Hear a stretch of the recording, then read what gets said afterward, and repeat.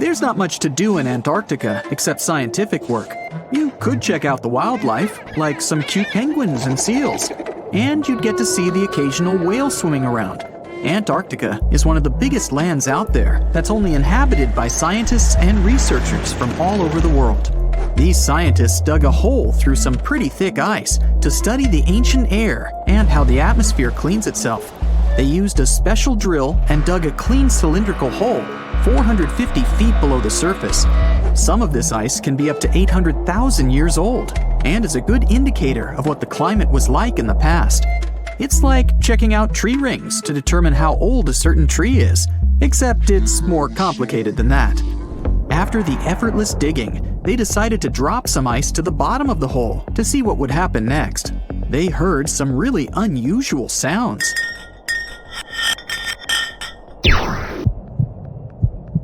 It felt like being on a spaceship traveling through a bunch of obstacles with many rocks smashing into each other.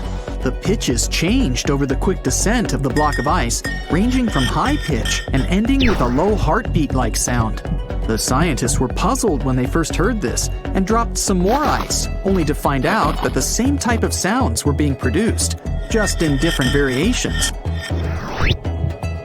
They couldn't tell what was down there and, more importantly, why these kinds of sounds were produced.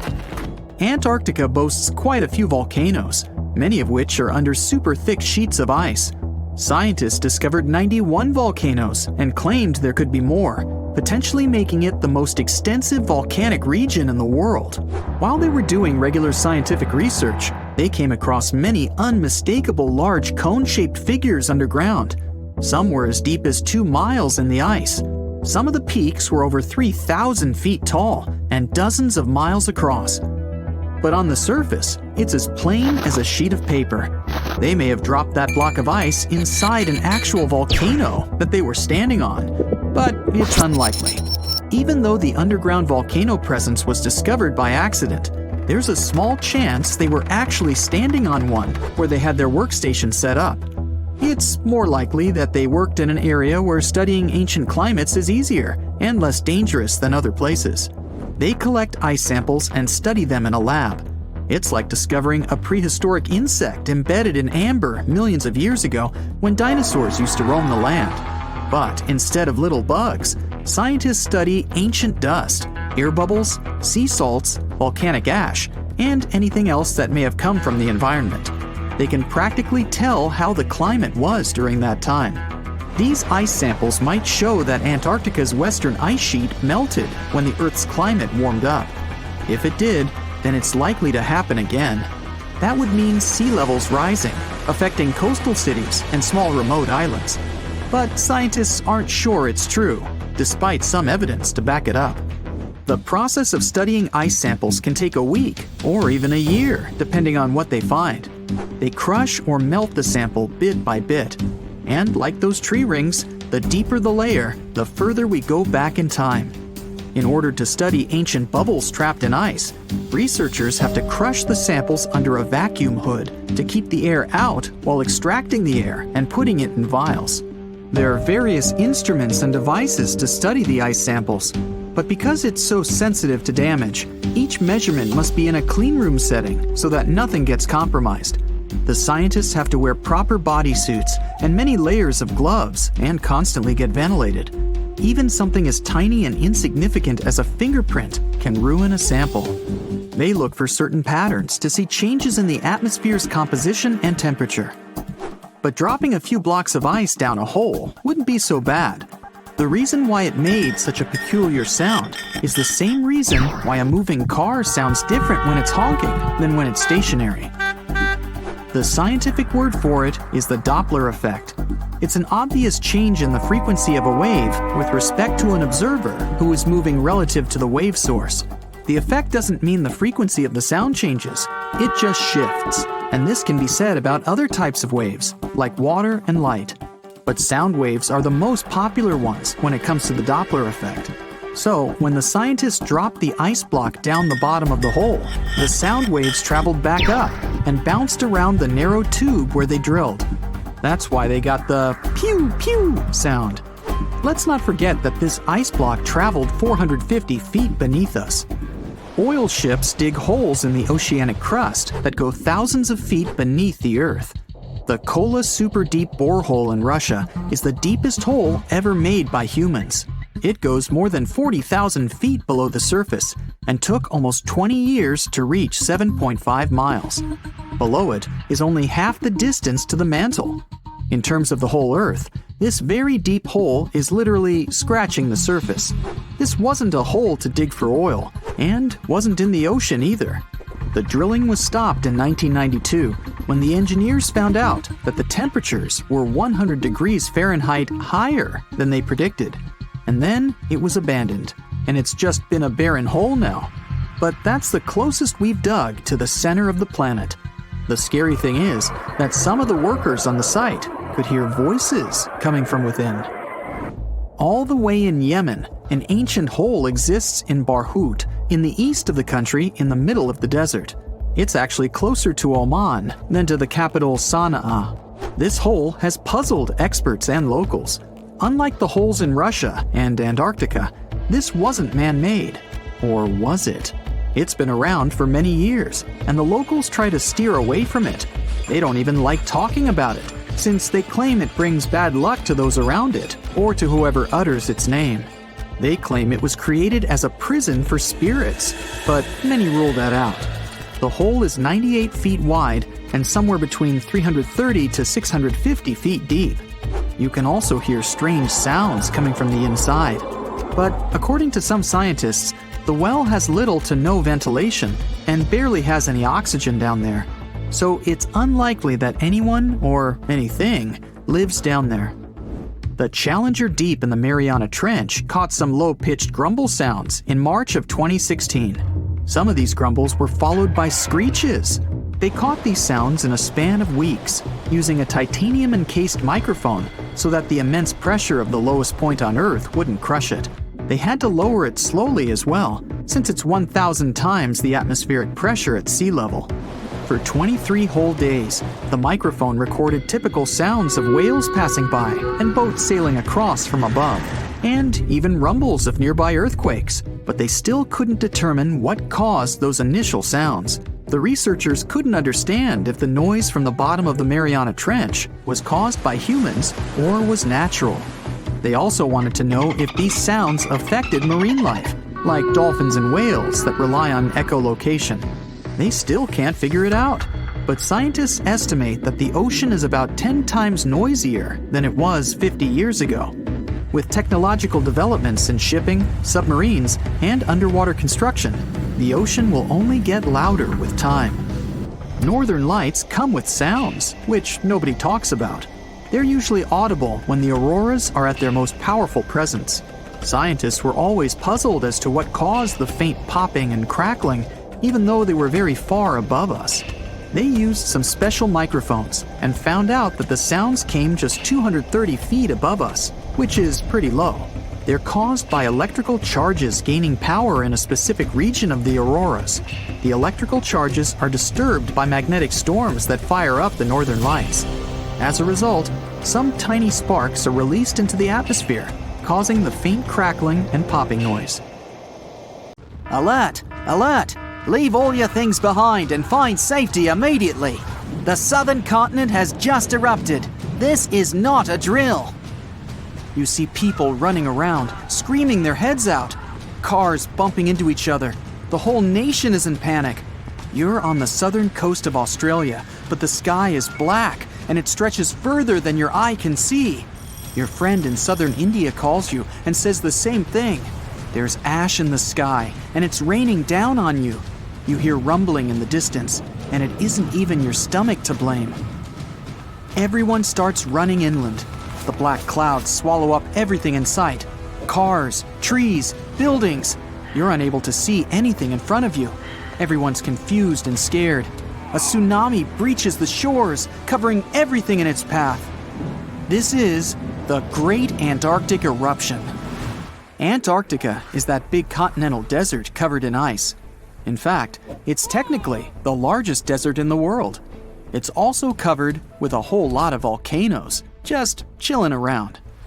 Scientists discovered that there are 138 volcanoes in Antarctica.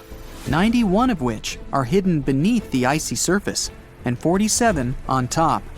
And there might even be more. But most of these volcanoes are dormant. And for a volcano to be dormant, it has to be fast asleep for the last 50,000 years. The last volcano eruption was Mount Erebus in the western part of the continent. It's the most active volcano in the south side of the world and is roughly 12,500 feet above sea level. That's as high as stacking the Burj Khalifa on top of itself 5 times. There's a whole bunch of these volcanoes stretched across the entire continent. In the most concentrated region, the volcanoes spread the distance equivalent to that between Canada and Mexico. And that's not even all of them. Scientists have warned that if any of these interior ice-contained volcanoes were to erupt, they'd melt the western Antarctic part of the land and increase the spill of ice into the ocean. It would raise the sea level and flood many endangered lands that are already at risk. And that's not mentioning the tectonic plates shifting underneath the surface, which allows some of the magma to squeeze its way to some surfaces. It's scary enough to expect what would happen if a huge volcano erupted. But what would happen if all the volcanoes in the Antarctic continent erupted at the same time? If you were one of those scientists on a boat on their way to conduct some experiments, you would begin to feel unease. You'd notice the water carrying a bit more of the current than usual. You look at your fellow scientists, and they too have the same look on their faces. As you land at the shore and take out all your tools and equipment, things don't seem normal. But the work has to be done. You head to the base and settle in. Business as usual. In the barren land, you see some emperor penguins waddling around, hunting, playing, and doing penguin stuff. But as you look around, you notice that the penguins all suddenly head to the ocean, and many of the wild Antarctic birds also begin flying towards the horizon. Weird. Then the ground starts shaking, and behind you appears a tower of smoke reaching to the sky. The ashes from a volcano can be very harmful for anyone with lung conditions, and even healthy people. The gases that come with it are usually blown away quickly, but are also harmful to humans and cause irritation to the eyes and throat. But if you're nearby, you may need a gas mask, or better yet, evacuate! The gases and ashes are the most dangerous part of a volcanic eruption. Even though the lava spewing and explosion may seem scary, the smoke in the sky can spread far away and even halt planes flying around. You look to your fellow scientists and they signal to you that it's time to go. Make like the penguins and swim off. But the waters are extremely rough and the rumbling's getting louder and louder. Suddenly, you see more smoke wafting towards the sky, but from different locations. Back to the boat! It's sad to say, but leaving all that equipment was needed to survive. Carrying all that stuff would have slowed you down, but you're safe. For now. Looking behind you, you see a dark smoke screen covering every corner of the continent. Volcanoes have different types of eruptions. It's not just the shooting out lava into the sky scenario. They can range from aggressive to calm. Some spew out lava and some don't.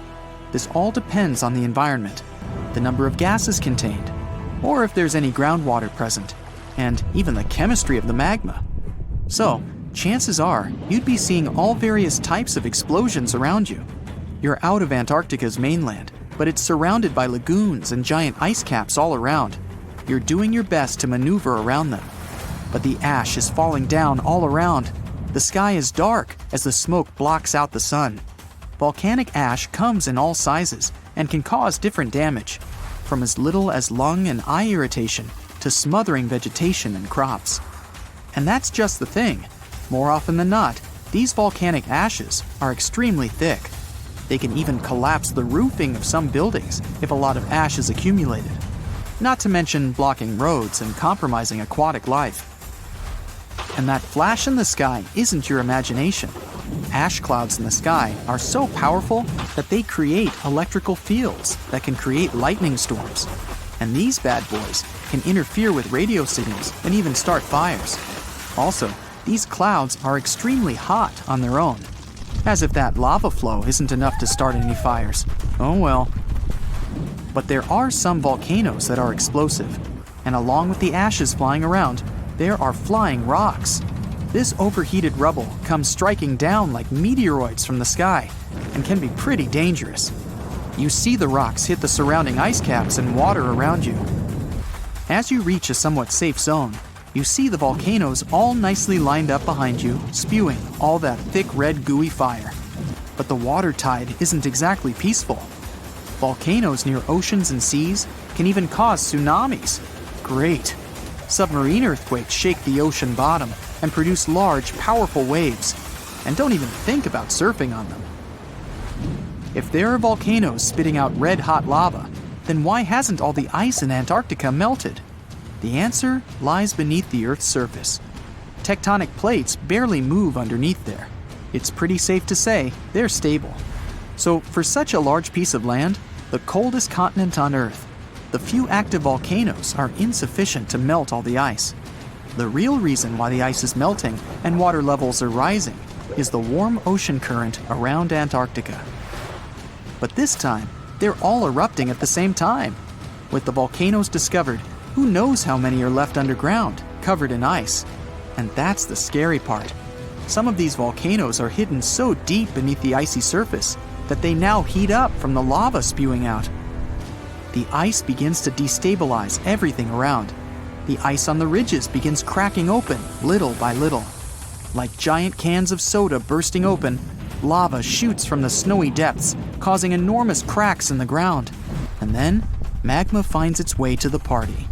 This uninvited guest will begin to melt the surroundings, causing the ground to destabilize even more. Slowly but surely, the ice around Antarctica will melt. And if all the ice is melted, the Earth's sea level would rise by around 230 feet. That means coastal cities would be submerged underwater.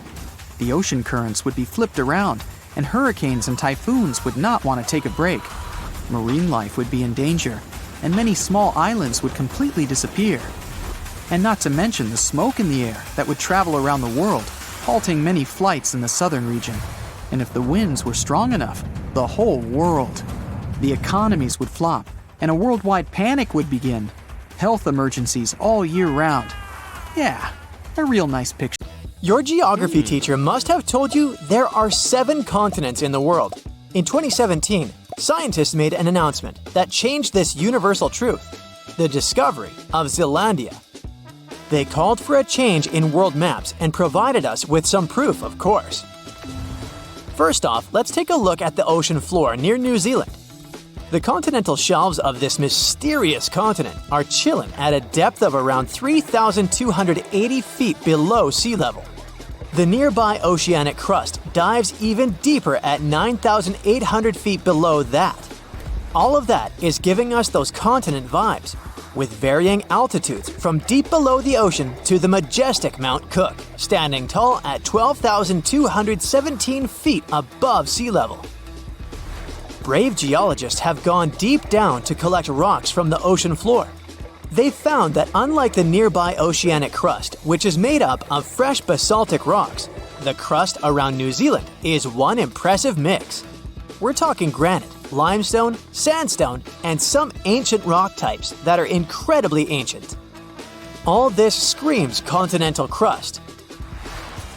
Finally, scientists have discovered a narrow strip of oceanic crust that separates Australia from the hidden land of Zealandia. It means these two are separate continents. 85 million years ago, Zealandia decided to break free from the supercontinent Gondwana. Millions of years later, the Earth's tectonic plates, those puzzle pieces that make up our planet's crust, started throwing a wild party. The mighty Pacific Plate, the heavyweight champion of tectonic plates, decided to take a dive beneath Zealandia's continental crust. This process is called subduction. As a result, the root of Zealandia, that connection to its continental crust, broke off and went into the depths below. So you see now that it takes millions of years and a lot of action for a new continent to form. But what if the impossible happened and a new continent formed overnight in the Pacific Ocean? The next morning, you'd probably spill your morning coffee while watching the news. For this newfound land to be considered a full-fledged continent, it needs to have a surface area like Zealandia and be a large, uninterrupted chunk of land with some water surrounding it. And here comes the twist. The Pacific Ocean has an average depth of 13,000 feet. So, if a continent wanted to join the party, it would have to push a whole lot of rock upward, shaping its way to the surface. A new continent emerging overnight would make sea levels skyrocket. We'd have to say goodbye to geographically low-lying countries like Bangladesh, Senegal, and the Netherlands. The ocean currents would be in for a wild ride too. The North Pacific subtropical gyre, a vibrant hotspot for marine life, would be thrown off balance. Those poor marine creatures who rely on the currents for their journeys would need some new source of navigation. Plus, the creatures that live permanently in one place could lose their main food source. Oceans are like global free-for-alls, but with a new continent in play, the countries situated nearby would be willing to stake their claim on this unexpected landmass. This new continent would be a blank canvas. No lush landscapes or freshwater sources, just rock and more rock. So, if you were dreaming of relocating to this novelty, you have to wait for some serious terraforming to make it habitable. But for now, let's go back to the real new continent of Zealandia. It's actually a microcontinent, which is an official word for a landmass that has separated from a main continent. In our case, it was Antarctica and then Australia. You could say Zealandia is a bit shy, with only up to 7% of its size peaking above the water surface. But it's nearly 70% as large as Australia in total and proudly boasts of two major islands we know and love as New Zealand, the North Island and the South Island. Plus, there are many smaller islets. The largest islands have glaciers, like the famous Tasman Glacier on the South Island. Thanks to some glacial action in the past, Zealandia can show off its fjords and valleys. New Caledonia has a tropical vibe with its Oceania and South Pacific connections. The unofficial 8th continent is a hotspot for geological action. Part of it belongs to the Australian plate, while the rest rides the Pacific plate. It has 6 major areas with active volcanoes. And don't forget the geothermal treats. Geysers and hot springs are scattered all over the place, courtesy of the Australian and Pacific plates having a steamy interaction. The underwater world of Zealandia is a treasure chest of mineral deposits and natural gas fields. It's also a scientific playground. During those icy glacial periods, sea levels dropped and more of Zealandia emerged from the depths. The fossils this process left behind are like an encyclopedia of valuable clues about the life that thrived here during ancient times. The search for Zealandia lasted for 375 years. It all started in 1642, when Dutch seafarer and explorer Abel Tasman set on a mission from Jakarta, Indonesia. Back in the day, Europeans were sure that there had to be a massive land down under to balance out their own continent up north. They even had a fancy name for it, Terra Australis. Tasman was determined to become the first to find it. He went west, then south, then east, all the way to the South Island of New Zealand. But here's where things took a turn for the worst. The local Maori people, who had been living there for centuries, didn't exactly roll out the red carpet. They rammed one of Tasman's small boats, and sadly, 4 of the Europeans met their ends. What happened next remains a mystery. But a few weeks later, Tasman sailed back home without ever stepping foot on this mysterious land he believed to be the Great Southern Continent. He never came back.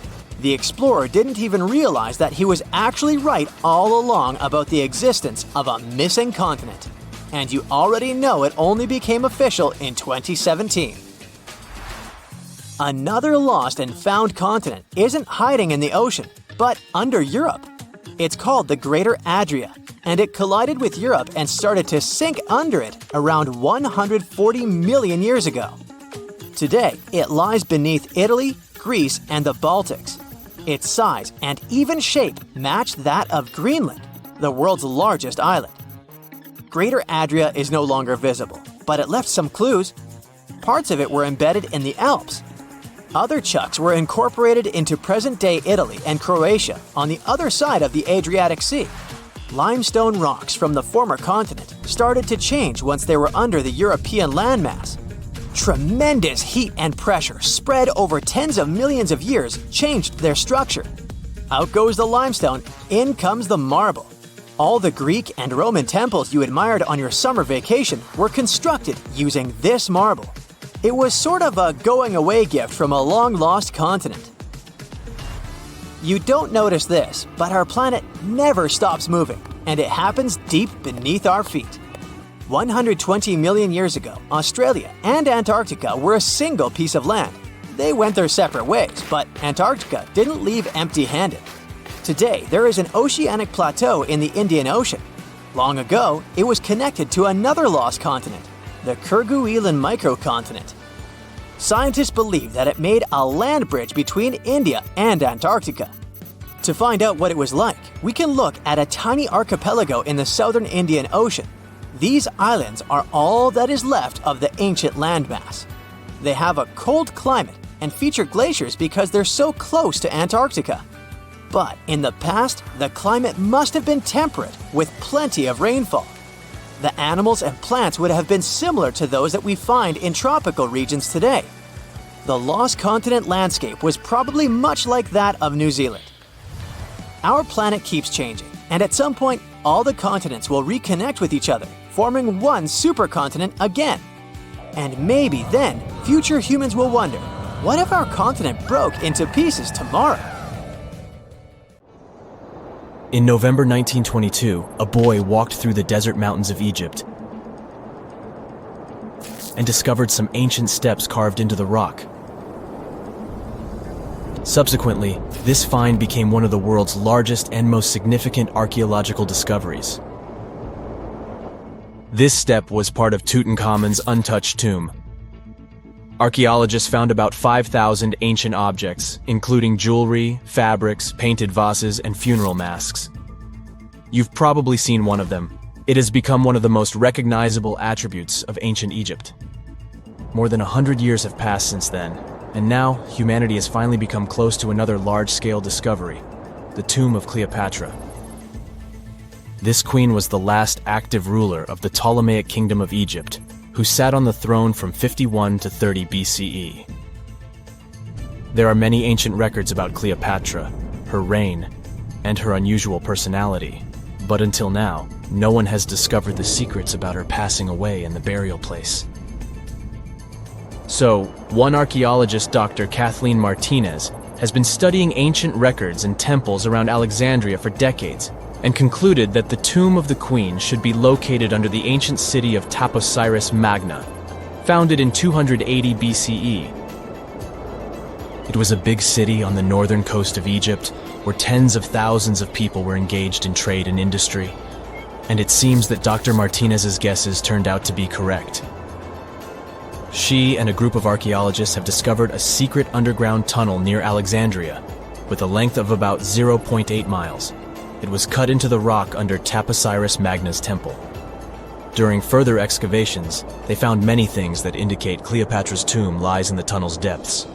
It's also possible that she is buried there together with the Roman commander, Mark Antony. According to ancient records, Cleopatra and Mark Antony loved each other and together opposed the Roman Senate, which declared Antony a traitor.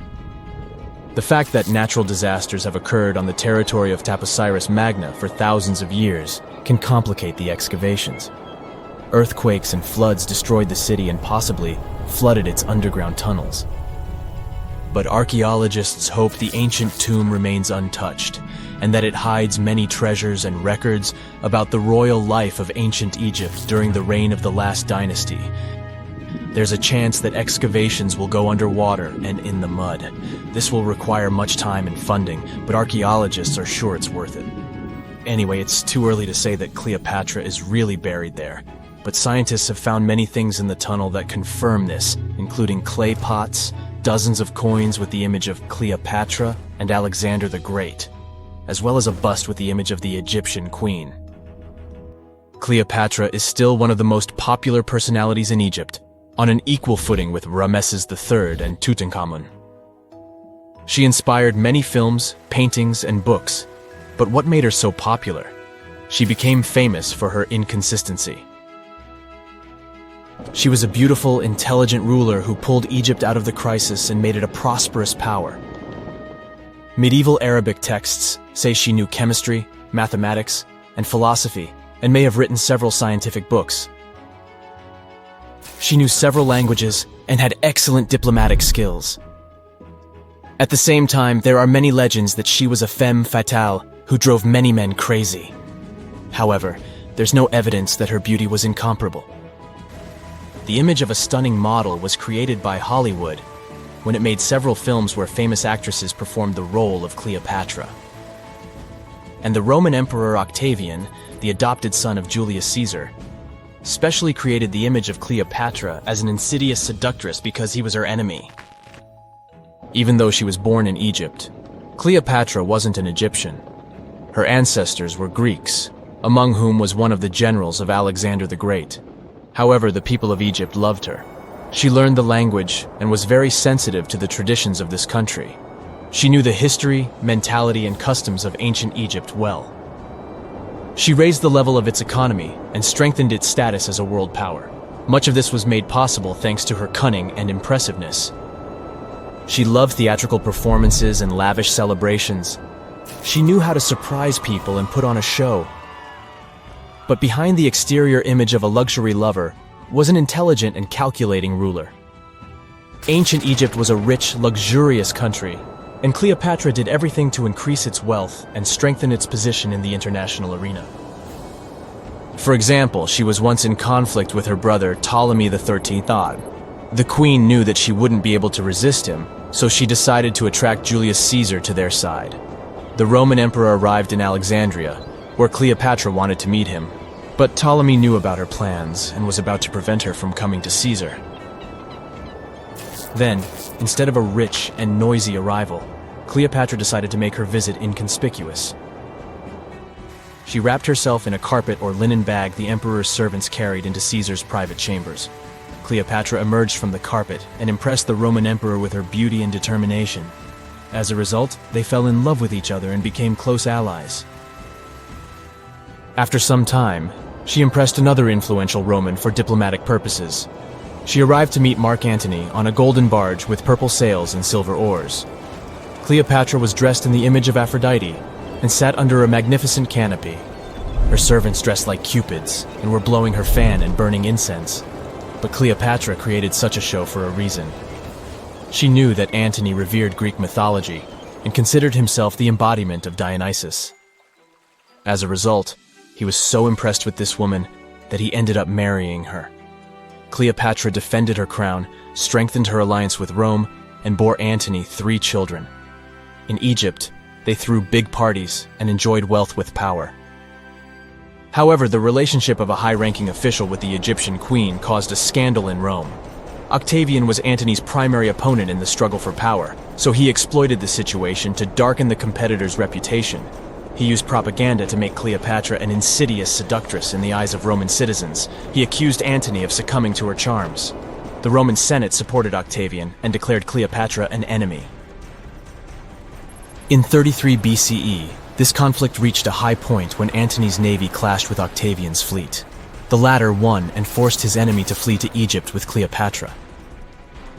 According to some records, they took refuge near Alexandria. Pursued by the Romans, they hid in one of Cleopatra's palaces and met their end.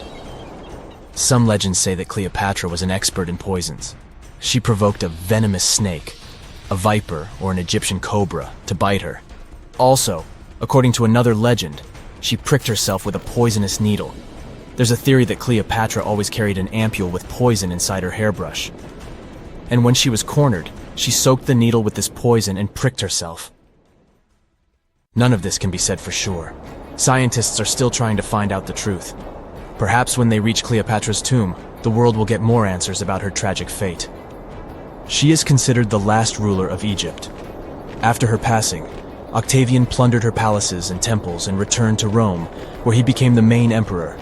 He successfully ruled the country and expanded its borders. His reign ended when he turned 75. World history would have looked different if Cleopatra and Mark Antony hadn't lost that naval battle.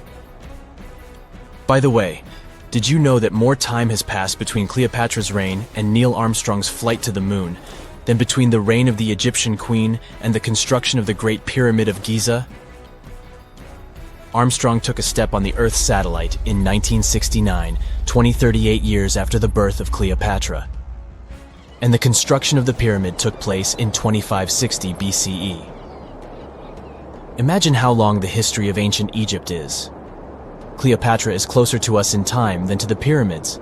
We've all dreamed of visiting the Arctic and witnessing the natural wonders of polar bears frolicking on ice floes or the aurora borealis dancing across the sky. Well, sorry to break it to you, but you won't find any tourists flocking to Antarctica anytime soon. Why, you may ask? Let's dive into it. First off, where is Antarctica? It's located in the southern hemisphere, specifically at the South Pole. The Southern Ocean surrounds it, and most of the continent is covered by ice, making it one of the most remote and frigid places on Earth. Now, have you ever met someone who's visited Antarctica? Probably not. It's one of the least visited places on the planet, and only a handful of lucky explorers have seen its interior, which is mostly made up of glaciers and ice fields. But trust me when I say the wildlife and scenery are out of this world. Why shouldn't you travel to Antarctica? Well, for starters, the environment is incredibly fragile and can be easily damaged. Plus, there are no native human populations on the continent, so your travels would essentially be like visiting an uninhabited island. And let's not forget that it's also one of the most expensive destinations to travel to. Despite all that, Antarctica is not exactly guarded like a fortress, but there is an international agreement called the Antarctic Treaty.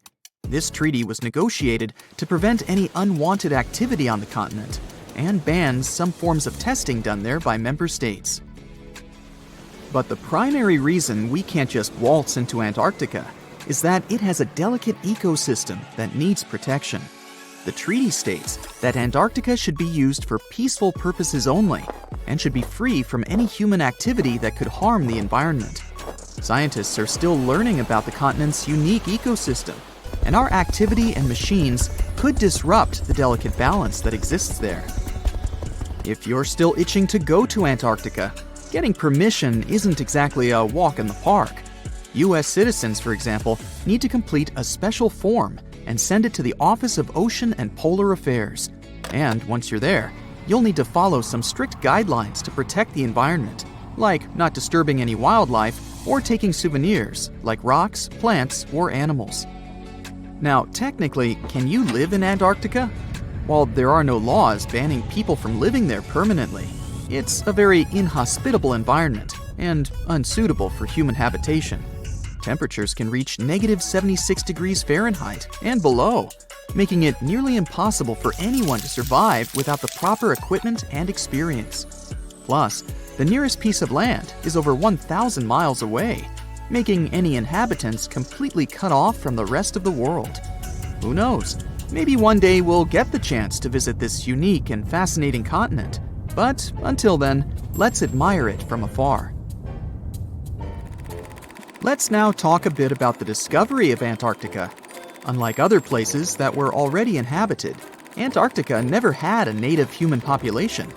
Ancient Greek philosophers had an idea about the continent and called it Antarctos, meaning opposite the bear.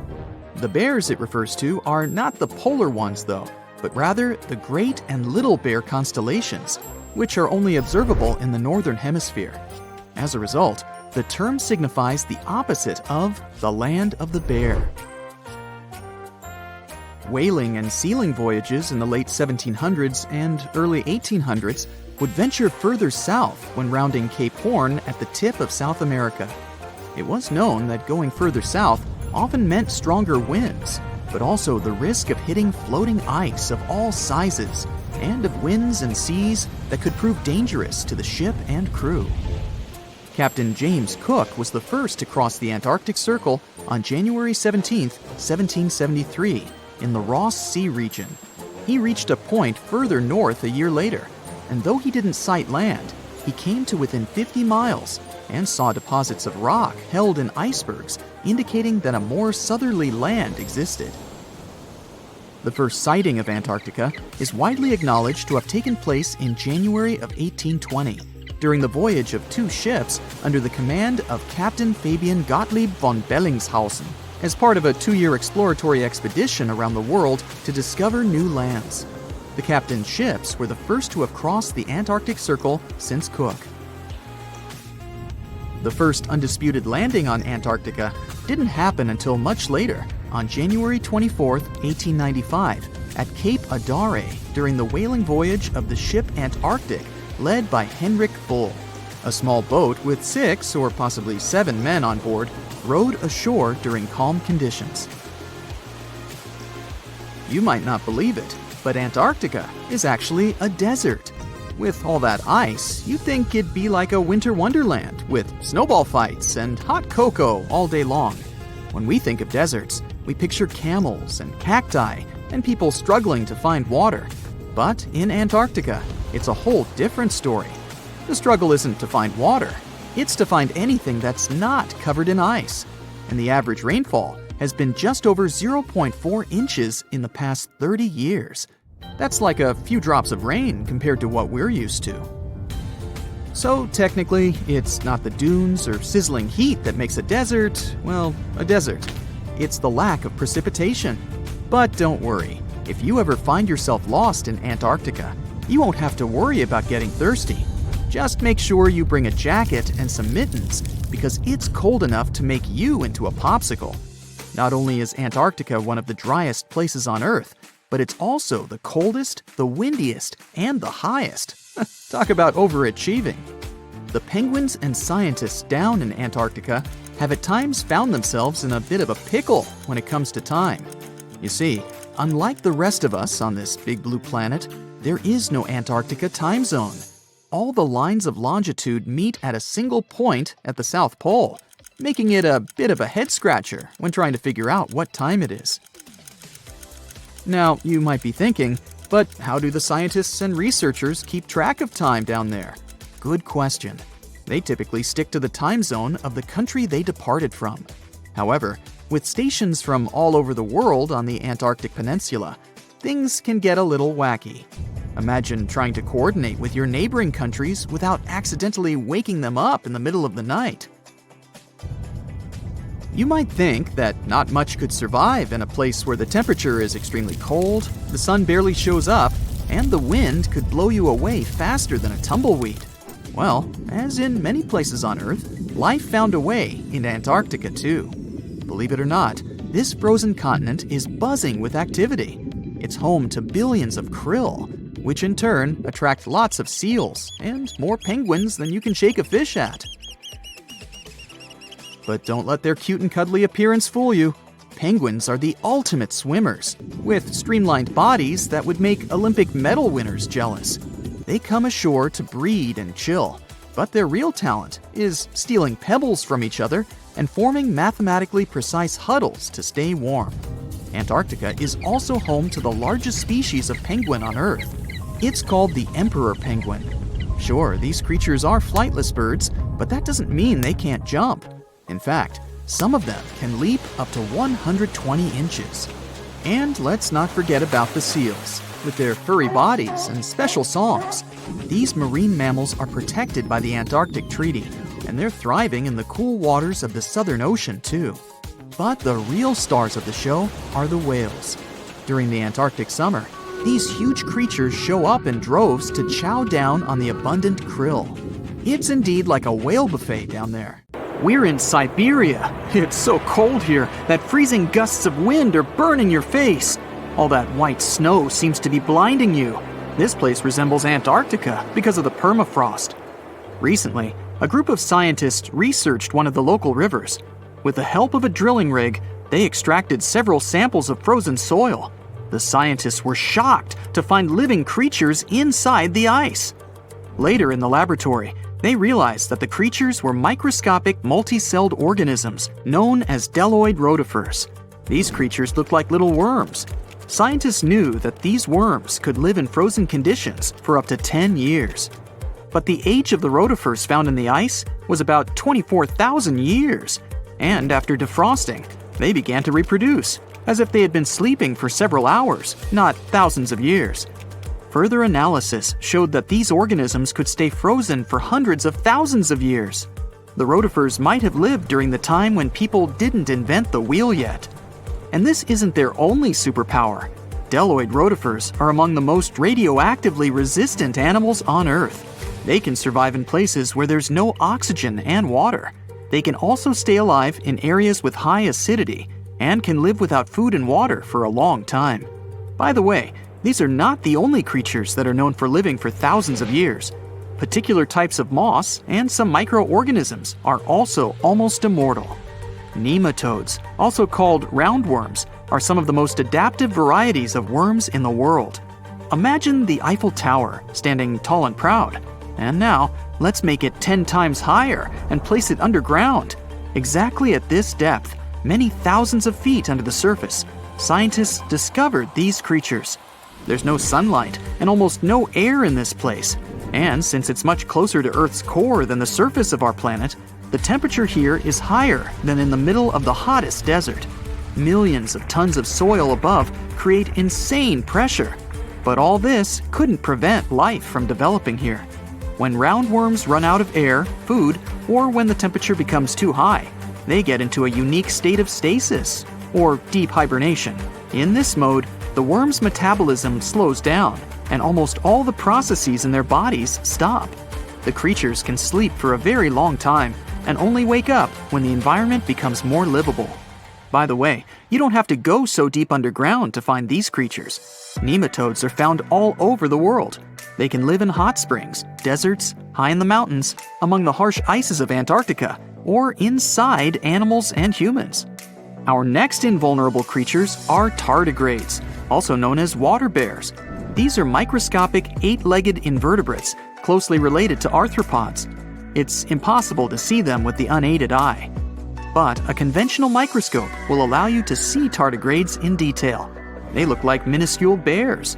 They're called water bears because they need a thin layer of water around their bodies at all times. It's necessary to prevent dehydration. Tardigrades have been found in all kinds of environments, from ocean depths to sand dunes. They're incredibly robust thanks to their unique organism structure. Yeah, they look soft, but their body is covered with a tough cuticle. This coating resembles the exoskeletons of grasshoppers, mantises, and many other insects. Water bears shed their old layer of the cuticle when they need to grow. Each of their 8 legs has 4 to 6 claws, which helps them cling to any surface. The bears can survive at a temperature that's almost 3 times as cold as the temperature in the ice of Antarctica. Heat doesn't harm them either. They have been proved to survive at the temperature that makes water boil. Also, water bears are not afraid of radiation and high pressure. In the depths of the ocean, pressure can destroy alloys of the strongest metals, but these creatures can withstand pressures 6 times greater. But the coolest thing is that they can live in the vacuum of space. Our planet has a magnetic field. This is a shield that protects us from solar radiation. Tardigrades don't need this protection. They can go into near-Earth orbit and come back unharmed, all thanks to a protein protecting their DNA from ionizing radiation. Like other immortal organisms, water bears can fall into a state of cryptobiosis. Tardigrades pull their head and legs inside their bodies and fall asleep. If the surrounding conditions suggest freezing, drying out, or experiencing a lack of oxygen, they will remain in this barrel form until the situation improves. So those are microscopic organisms and microbes that can only be seen through a microscope. But how about something bigger? Meet ironclad beetles. They live in the southwestern US and Mexico. These insects cannot survive high temperatures, live without oxygen, or in conditions of increased radiation. But their shells are so tough that they can only be pierced with a drill or hammer. Their durable exoskeletons are made of a special substance, chitin. It can also be found in the armor of crabs or shrimp. And still, the chitin of the ironclad beetle is so durable that it allows this creature to withstand the impact of a car moving at high speed. In times of danger, they can hide their whiskers and strong legs in special recesses in their shell. Other animals can't bite through the armor, so they spit the beetle out and leave to look for lunch somewhere else. As soon as the danger disappears, the bug stretches out its legs again and goes about its business. Also, the armor saves the beetles from dehydration, which is very useful in hot areas of Mexico and the southwestern US. Inside the exoskeleton, they can store moisture. In other words, these bugs can absorb water whenever they find it and transport this liquid inside themselves. The next creatures are incredibly fragile, but they know how to survive in places where almost no other animals can live. We're going to the southeast of Romania, near the Black Sea. Here, on a desolate wide plain, you can notice a pit. This is a mine leading deep underground. The air on the surface of our planet usually contains around 20% oxygen, but in the mine, it's only 10%. Inside the cave, the air also has an increased content of hydrogen sulfide and carbon dioxide. People can't breathe there without an oxygen tank. We can probably say that the water and air there are poisoned. Almost no animals would be able to survive here. Still, 48 species of living organisms have been found in this cave. 33 of them are newly discovered species. And they aren't the only microbes or bacteria that can't be seen without a microscope. Something bigger lives here. Strange white snails crawl over the walls of the mines. Transparent shrimp and a bunch of unknown kind of leeches swim in the water. White centipedes with huge whiskers and creepy white spiders run on the ground. And they all have been growing here for almost 5 million years. You might notice a water scorpion and another unidentified species of this animal. It doesn't look like its relatives living in hot sands or tropical forests. No living creature here looks ordinary at all. All animals are either white or transparent. They have no eyes, but are equipped with long paws and antennae whiskers that help them navigate in this dark space. The deeper you go into the cave, the less oxygen the air contains. But the number of living organisms is increasing. The air is filled with methane and carbon dioxide. All the inhabitants of this cave have never seen the light of the sun and have never gone out of the darkness. It seems impossible to survive in such conditions where plants don't produce oxygen. The answer to the question of their survival is hidden in a small lake. The surface of the water is covered with strange foam. If you look closely, you can see that this white substance is alive. It resembles soft, wet paper that is easy to tear. The thing is billions of living organisms, bacteria called autotrophs. There's much more carbon dioxide in the cave than there is outside, and these bacteria, like plants, absorb it. But they don't do this with the help of photosynthesis, which means they don't need sunlight. They use water for chemosynthesis. What these bacteria secrete is food for other bacteria, and these other bacteria are food for bigger creatures. A unique food cycle that you can't find anywhere else on the planet only exists here. On a sunny day, a man was diving in shallow waters near South Africa. At one point, he saw something that didn't catch his eye at first. A pile of shells that looked as if it had been put together. Maybe by some other diver, he must have told himself. But out of all these shells came the most unusual of creatures, an octopus. The gorgeous underwater animal looked straight at the man before swimming away.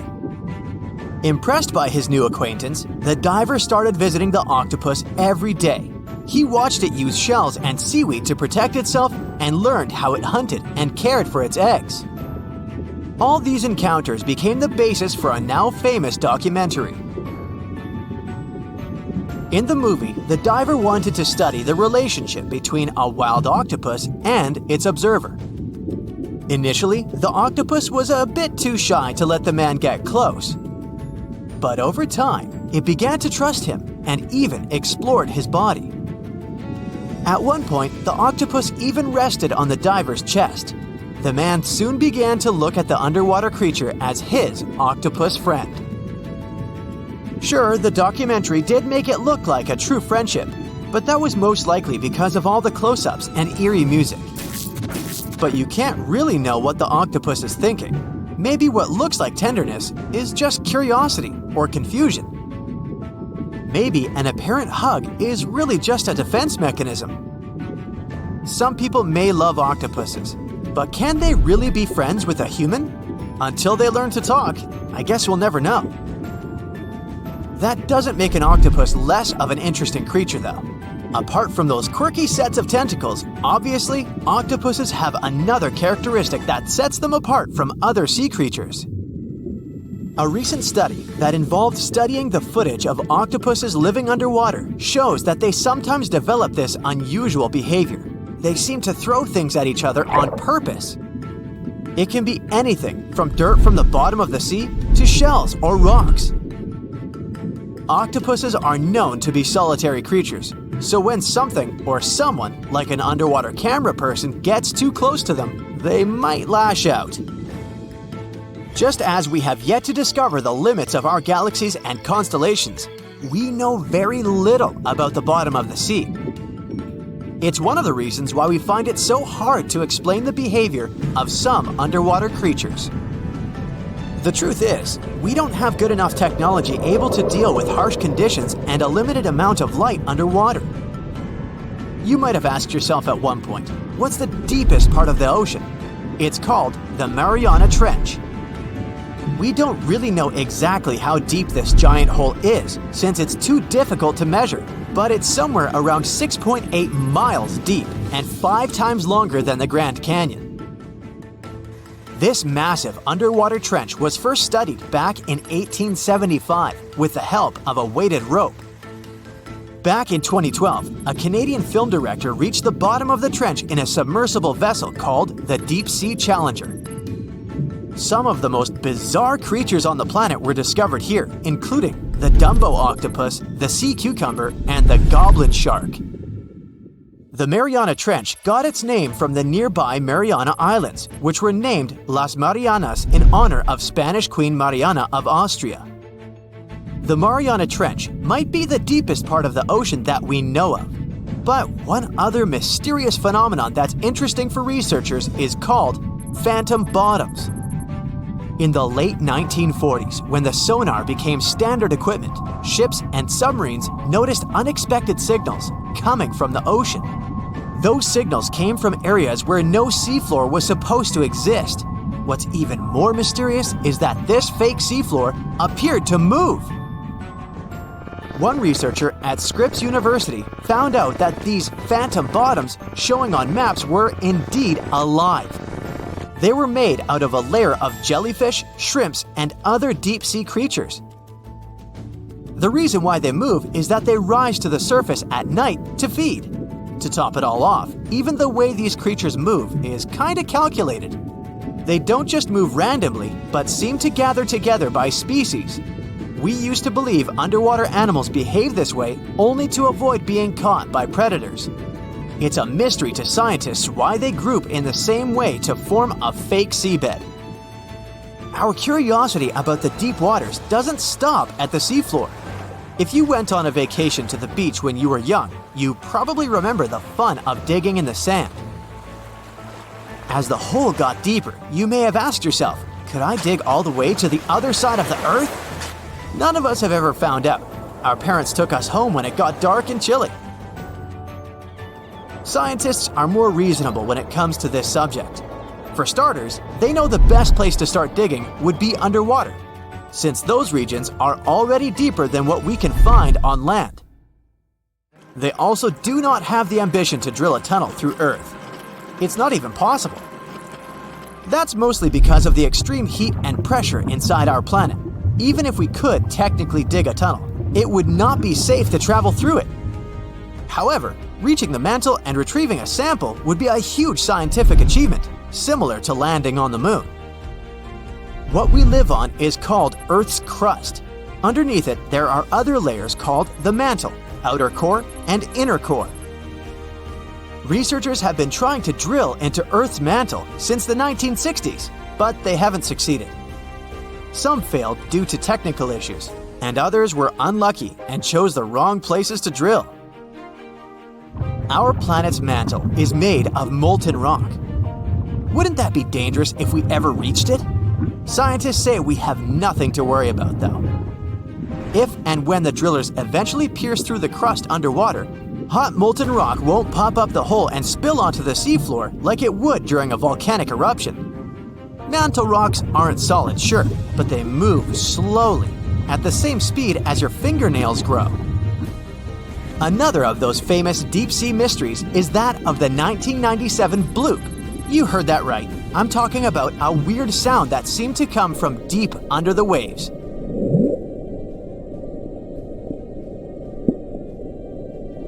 People heard it in the South Pacific. No one had ever recounted a sound like that before. Some thought it must have been emitted by a strange creature living deep in the ocean. It didn't help that the noise came from a location mentioned in a story by famous writer H.P. Lovecraft. In his story, it was a creature called Cthulhu that lived there. In the novel, the author described it as a large, human-like monster with tentacles on its face and wings on its back. For many years, people tried to figure out where the noise came from. It wasn't until 2005 that they concluded it was from icebergs breaking off of glaciers. Some people still don't believe that this explanation truly makes sense and are searching for a different reason for the bloop.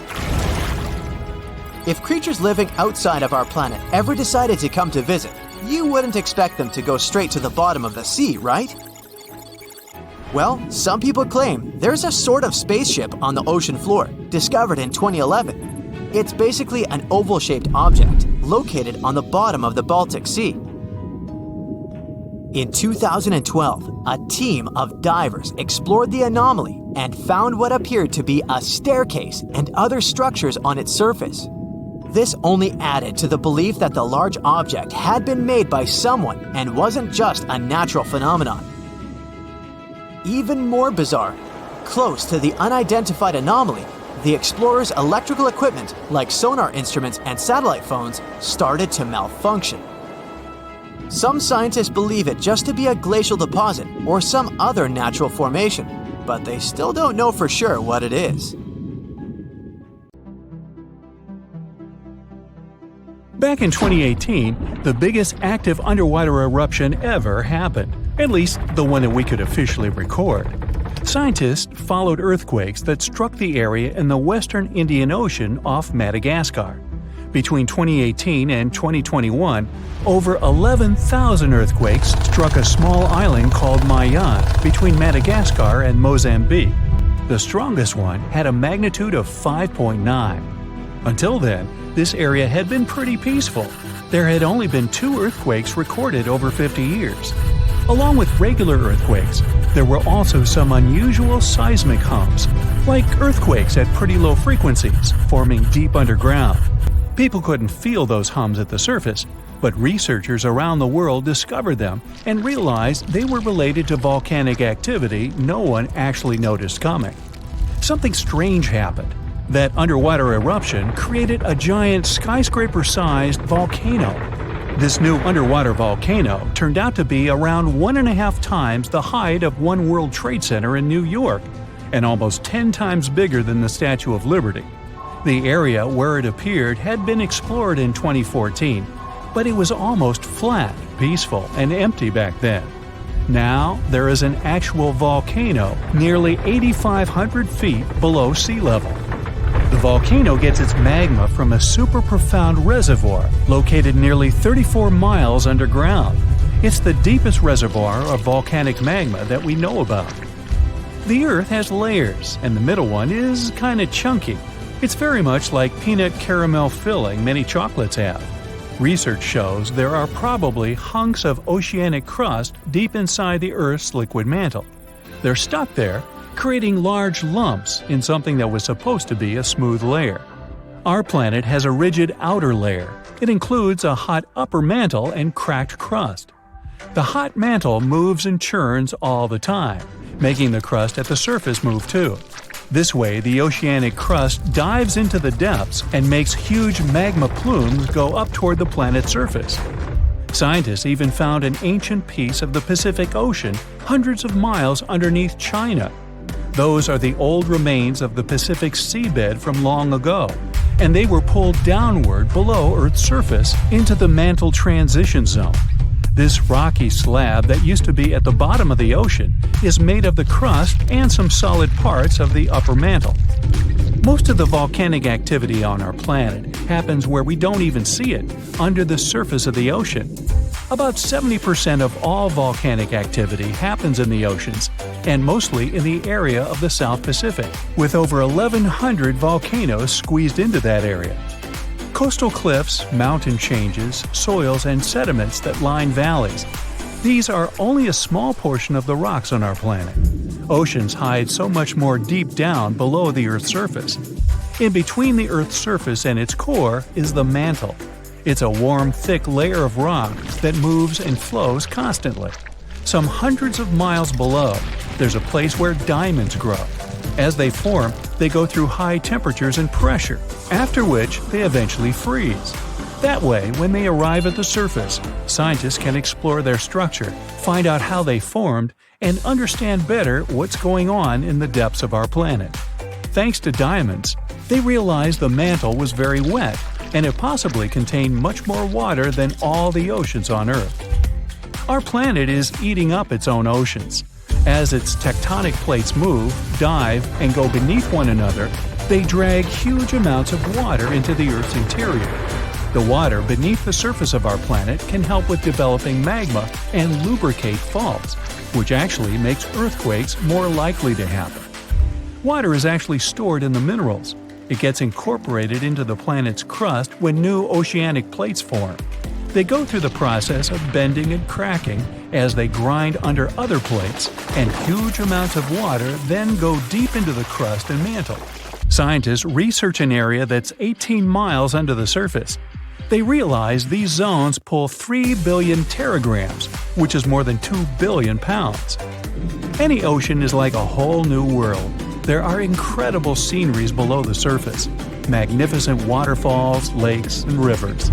There are thick layers of salt beneath the seafloor, and rivers and lakes form because seawater goes through those layers and dissolves them, creating something that resembles pools. The dissolved salt makes the surrounding water denser. That water then settles there, which eventually forms underwater lakes or rivers. But there are also mountain chains, trenches, canyons. There's a canyon in the Bering Sea with more than 8,500 feet of vertical relief. This makes the Grand Canyon look way smaller than it is, since the underwater canyon is nearly 2,500 feet deeper. Deep parts of the ocean are really cold. The temperature of the water can be about 40 degrees, but at the bottom, water can get boiling hot. There are hydrothermal vents in the seafloor. Those are the hot springs located at the edges of tectonic plates. The water they release can reach a temperature of up to 750 degrees Fahrenheit, but the pressure at such depths is very intense. So intense, no human being can handle it. Still, it's the pressure that keeps the water from boiling. Ocean depth is on average 2.3 miles. Light waves can still enter at 3,280 feet, even though it's in a very small amount. So all the mysteries hidden below that point remain in total darkness. The actual illuminated part of the ocean goes until 600 feet. Even though the sun gives us light, most of our planet is dark all the time. It's all because of the oceans, covering over 70% of our planet. The loudest sound that came from an ocean, and of the loudest sounds ever recorded, came from an ice quake. It was so loud, researchers picked it up by sensors more than 3,000 miles away. There was a seismic activity that made frozen ground break down. The Antarctic ice sheet is bigger than the continental part of the United States and Mexico together.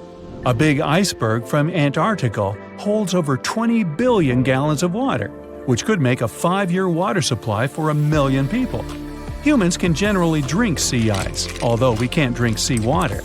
As time goes by and the ice ages, the brine trapped between ice crystals drains out. That way, ice becomes fresh enough to consume it. If all the ice sheets and glaciers we have on the Earth melted at the same time, the sea level would rise another 260 feet, which is just a little shorter than the Statue of Liberty, the height of a 26-story building.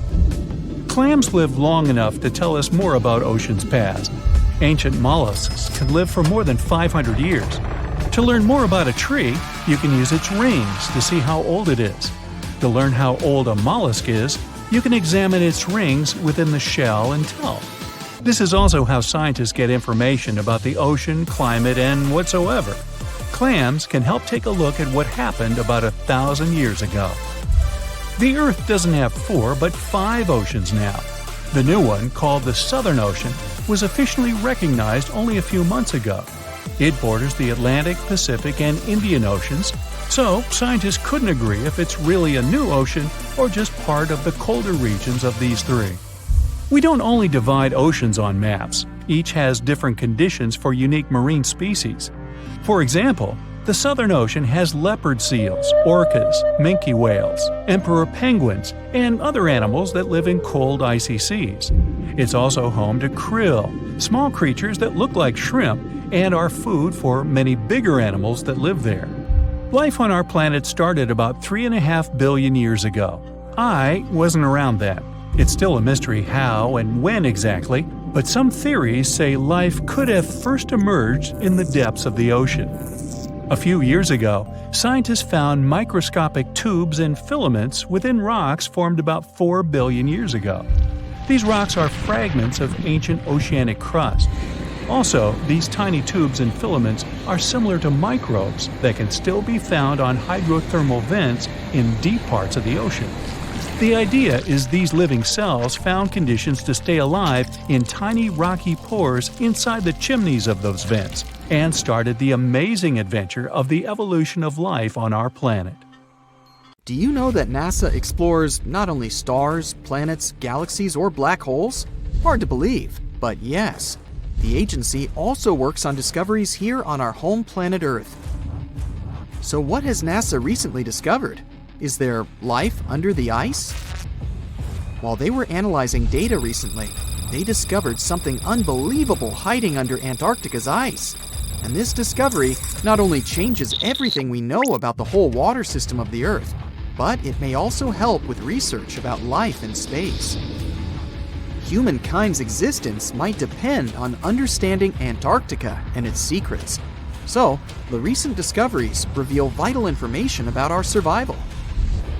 But before we continue, let's see how much you know about this place, where it's only ice as far as your eyes can see. Antarctica is one of the world's 7 continents in the southern hemisphere. It's the 5th largest continent in terms of total area, and that means it's almost twice the size of Australia. Want to see real meteorites? Go to Antarctica. Due to its dry climate, Antarctica is one of the best places to observe space. But what's even greater is that you can find meteorites on the white surface of the continent. Scientists have already plucked about 45,000 meteorites from the ice, and they think they can see another 300,000. Since there aren't many terrestrial rocks there, it's easy for them to spot them, thanks to their dark color. Antarctica's dry desert environment also helps preserve them, even the ones that fell to Earth more than 1 million years ago. And can you imagine any volcanic activity in Antarctica? It's hard. But this place is where fire meets the ice. West Antarctica is where most volcanic activity occurs. Scientists recently found that 138 volcanoes exist in West Antarctica alone. Wow! You would think that Antarctica is always cold, but no. Its coastal regions can get as warm as 50 degrees Fahrenheit. But have you ever wondered what Antarctica would look like if there were no ice? It may seem unimaginable now, but it was not always covered by ice. That was 34 million years ago, though, so nobody could tell how the continent's surface would be without the ice. But NASA changed that. They generated computer simulations and created the most accurate map of it as of today. What they saw was incredible. The continent was not flat at all like it seemed. It's pretty bumpy with valleys, rolling plains, and high mountains. But this was nothing next to what they had discovered under Antarctica's ice. So, what is it? Drum roll, please. NASA found 2 new subglacial lakes. And what's even cooler about it is that they spotted these lakes from space. How is that? If your answer is high-tech satellites, then you're right. In 2003, NASA launched a satellite called IceSat. It measured ice sheet mass balance and cloud and aerosol heights. The satellite also helped create the ice-free map of Antarctica. In 2010, the European Space Agency launched the second satellite, Cryosat-2. It was for tracking the changes in the thickness of the ice. Then, in 2018, NASA launched the third one, IceSat-2, a follow-on to the IceSat spacecraft. It measured ice sheet elevation and sea ice thickness. It was NASA's most advanced Earth-observing laser instrument. It delivered the highest precision data. And when that was combined with the data from the other satellites, it was possible to spot these two new lakes near a pair of larger ones. But how is it possible that these lakes exist in the first place? The average thickness of most Antarctica ice is approximately 1.2 miles. However, it can get over 1.8 miles thick in some places, especially during the winter. So, you might think that there's nothing under there, but science says otherwise. It's not quite possible to see it with your bare eyes, but the continent's ice is slowly but constantly flowing in different directions under the force of its weight. But scientists could not figure out how water moved for many years. That started to change in 2007, when data gathered from the IceSat provided insight into what hides beneath the surface. They first discovered an entire network of meltwater lakes connected under Antarctica's fast-flowing ice streams, and there were hundreds of them. Scripps Institution of Oceanography glaciologist Helen Amanda Fricker figured that the elevation changes measured by IceSat happened because of the dynamics of these lakes. They did not hold meltwater statically. Instead, they were filling and draining continuously over time through a system of waterways. And as they did that, the ice above rose and fell. But where do they drain? The ocean, of course, and it drains a lot. A recent study, co-authored by Fricker, found that the drainage of one lake flushed as much as 198 billion gallons into the ocean in only 3 days. Countless mysteries about how nature works are still waiting to be solved. But finding the two new lakes will give scientists a better picture of how fast the Antarctic ice sheet will change as the climate gets warmer, and how this will affect global ocean currents and sea level rise. The filling and draining cycle of the lakes also caused the ice sheet to suffer cracks and crevices. So, the information they find from these new lakes will also give them a better understanding of the damage on the surface of the ice. They will also be able to assess how this filling and draining system influences the speed at which ice slips into the oceans and seas. And that means they can evaluate how the added fresh water may alter marine ecosystems. This discovery may also suggest whether life is under the ice. Wow! Scientists drilled through about 3,504 feet of ice and found that water samples taken from one of the lakes contained approximately 10,000 bacterial cells per milliliter. Such a high number of bacterial life is a good sign, because that means the icy waters might also support higher life forms, such as microanimals, and one of these new lakes might even be their home. But the most exciting thing is that the new lakes might help them understand whether life on other planets is possible. Scientists believe any life below the frozen surface of the planet Mars might follow the patterns seen in Antarctica's lakes. So, there is a possibility that they might find critical new information on the type of life that may have existed on the red planet. You wouldn't want to be there during the winter, though. The lowest temperature on Earth you can experience is negative 128 degrees Fahrenheit. In 2010, there was an even lower temperature of negative 135 degrees Fahrenheit, and you may feel this cold much worse due to the strong and dry winds. Did you know that the size of the ice surface on Antarctica also changes throughout the year? It's about 1.2 million square miles during the summer, but when it's winter, it grows to 7.3 million square miles. Yet, despite the change, it remains the largest piece of ice on Earth. Sorry, Arctic, you lose. Do you know these cute little penguins?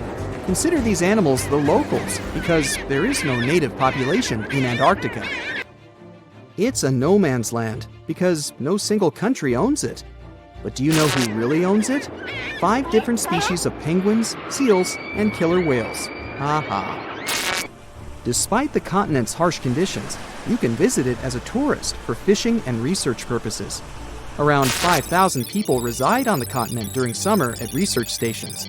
But when winter comes, the number naturally drops down to 1,000. Antarctica